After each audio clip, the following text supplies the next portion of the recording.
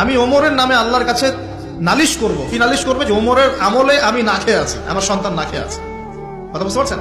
এই কথা শোনার সাথে সাথে ওমর রাদিয়াল্লাহু আনহুর মানে বুকে আল্লাহ পাকের ভয় চলে আসলো, হৃদয় প্রকম্পিত হলো।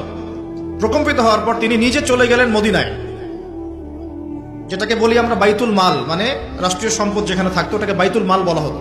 সেখান থেকে একটা আটার বস্তা নিজের কাঁধে উঠিয়েছেন, উঠিয়ে নিজে পায়ে হেঁটে ওই মহিলার বাসায় যাচ্ছেন।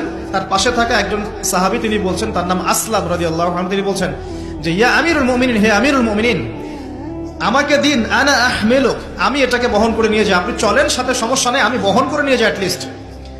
তখন ওমর রাদিয়াল্লাহু আনহু বলছেন, দিলের কান দিয়ে শোনেন কথাগুলো, ওমর রাদিয়াল্লাহু আনহু বলছেন, হাল আনতা তাহমিলু উযরি ইয়াউমাল কিয়ামা, তুমি কি কিয়ামতের মাঠে আমার পাপের বোঝা বহন করবে?